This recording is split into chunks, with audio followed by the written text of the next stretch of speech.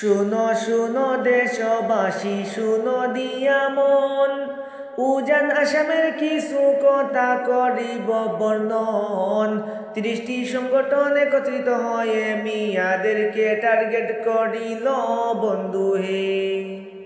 বড় দুঃখের বিষয় ভাইগ, বলতে লজ্জা লাগে, নিরপেক্ষ দেশে কেন এইরকম আক্রমণ চলে? শুধু মুসলিমকে টার্গেট করা এদের কেন নীতি হইছে রে? নিরপেক্ষ দেশে যদি এইরকম আক্রমণ চলে, এক সম্প্রদায়কে টার্গেট করে কথা বলা লাগে। আমরাও তো দেশ স্বাধীনে অবদান রেখেছি বন্ধু হে, আমাদেরও অবদান আছে জানিয়া রাখো তোমরা। যারা আমাদেরকে আক্রমণ করবে সহ্য করা যাবে না, আল্লাহ একজন আছে ধরবে, রক্ষা পাবে না কেহ হে। নিরপেক্ষ দেশে যদি মুসলিম আক্রান্ত হয়, বিশ্ব কেমন ভাবে তারা চোখ বুজে রয়।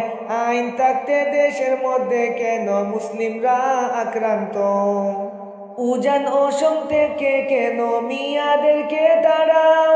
মিয়ারা কি করেছে জবাব তোমরা দাও।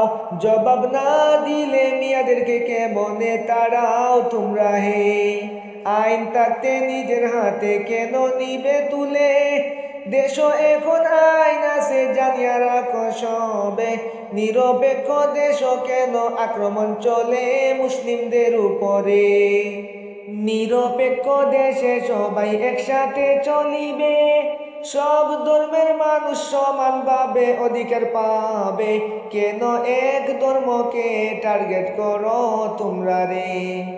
সংবিধানে এইরকম আইন আছে ভাই, সব ধর্মের মানুষ ভারতে চলতে পারবে তাই। তোমরা কেন মুসলিমদের উপর আক্রমণ করো ভাইয়া হে? সবাই মিলে একসাথে চলার চেষ্টা করো, এক ধর্মকে আক্রমণ করা বন্ধ যে করো। বন্ধ করলে হিংসা বিদ্বেষ চলে যাবে ভারত থেকে। যার কারণে সবার কাছে জানাই আবেদন, মুসলিমদের উপর আক্রমণ বন্ধ করুন। এইটাই আমার রইল সবার কাছে আশা বন্ধু হে। নিরপেক্ষ দেশে সবার সমান অধিকার আছে, সবাই মিলে মিশে থাকার চেষ্টা করো রে। সব একসাথে চলো সংবিধান বলে সবাইকে। যার যার ধর্ম পালন করো, নিষেধ বাধা নাই। কেন এই দেশে মুসলমানরা আক্রান্ত হয় ভাই? সংবিধান তো এইরকম অনুমতি দেয় নাই আমাদের। ধর্ম বর্ণ নির্বিশেষে সবার কাছে বলি, কেউ ঝগড়া বিবাদ করবেন না আবেদন রাখি। হিংসা বিদ্বেষ ভুলে সবাই হাতে হাত রাখি বন্ধু হে।